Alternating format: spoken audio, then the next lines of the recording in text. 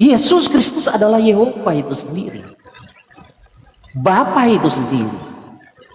Ayat 12-nya, tetapi semua yang menerimanya diberinya kuasa supaya menjadi anak-anak Allah, yaitu mereka yang percaya dalam namanya. Percaya dalam namanya. Siapa nama Bapa itu? Siapa menjadi pemilikmu? Ya, nama siapa yang menjadi meterai dalam hidupmu? Kalau engkau susah, engkau teriak sama siapa? Kau panggil siapa dalam hidupmu? Tuhan Yesus, Kak. Beberapa hari yang lalu diskusi dengan teman-teman yang ngaku Kristen, saya tanya, jadi kau tidak percaya Yesus adalah Bapa? Tidak, katanya. Ya sudah, kalau begitu kamu bukan anak-anak Tuhan Yesus ya? Dia bilang apa?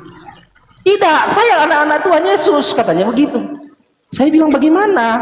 Kamu bilang Yesus bukan Bapamu, tapi kau maksa kau harus dipanggil anak Tuhan Yesus. Coba kawan-kawan, ya, jangan sampai kita seperti orang Israel, karena doktrin-doktrin buatan manusia, ya, doktrin-doktrin buatan manusia, ya, orang-orang Farisi ahli Taurat yang tidak mengenal Tuhan secara pribadi dalam hidupnya, mereka menolak Tuhan Yesus, ya, menolak Tuhan Yesus yang adalah Bapa itu sendiri. Sekalipun Bapa itu datang dalam rupa seperti kita manusia, disebut anak, jangan pernah sekali-kali mengatakan dia bukan Bapa, karena tidak ada yang lain, hanya dia satu-satunya. Kamu nggak bisa cari gantinya, ya.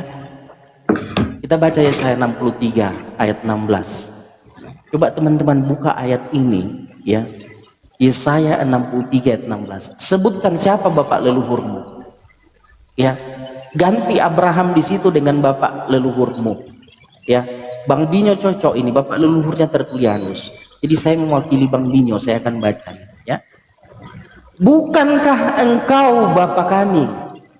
Sungguh Tertulianus Athanasius tidak tahu apa-apa tentang kami, dan Gregorius Thomas Aquinas tidak mengenal kami. Ya, ya Tuhan, ya Yehova, engkau sendiri Bapa kami. Namamu ialah penebus kami sejak dahulu kala. Ada amin saudara? Mau ganti Tuhan Yesus dengan bapak-bapak yang lain? Mau ganti? Tahu nggak mereka tentang kita? Ya, orang-orang yang kita anggap bapak dulu itu bapak leluhur katanya, bapak rohani kita. Tahu nggak tentang kita? Tidak. Hanya Tuhan Yesus yang mengenal engkau. Sampai di dalam hatimu, ke dalam hatimu Tuhan tahu kamu. Ya, hatimu yang bertobat, yang rendah hati, yang hancur datang kepada Tuhan Yesus Kristus sebagai anak yang hilang kembali kepada Bapaknya, dia menyambut engkau. Ya, bukan anak datang kepada anak, tetapi anak datang kembali kepada Bapaknya. Masih jauh kau dilihat. Ketika engkau datang kembali ke arah Bapamu, yaitu Tuhan Yesus Kristus, dia sambut. Siapa yang menyambutmu saat engkau bertobat? Ya, kita semua orang-orang yang dulunya hidup di dalam dosa. Ada kesalahan-kesalahan dalam hidup kita, ada kelemahan dalam hidup kita.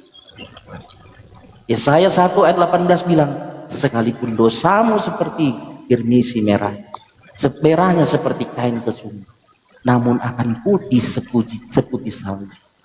Amin. Ya, seputih bulu domba.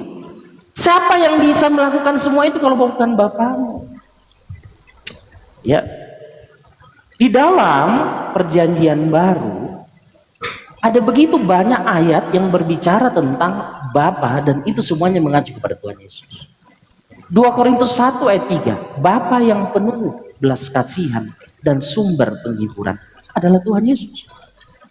Siapa yang menghibur engkau saat engkau susah, saat engkau putus asa? Siapa yang hadir, yang datang menyelamatkan engkau? Ya, Makanya di dalam 2 Korintus, di bagian tengahnya ya 2 Korintus itu, setelah di bagian awalnya ditegaskan bahwa Tuhan Yesuslah ya di ayat 3, 2 Korintus 1 ayat 3, Bapa itu berhiburan. 2 Korintus 6 ayat 15 sampai 18. Catat ya teman-teman. 2 Korintus 6 ayat 15 sampai 18. Rasul Paulus mengingatkan, apa persamaannya Belial dan Kristus?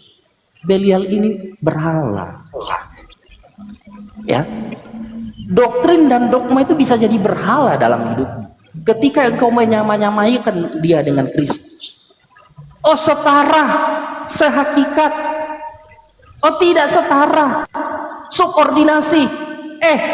Kata Tuhan Yesus, ya, jangan sama-samakan. Itu pikiran-pikiran najis, pikiran-pikiran penyembah berhala.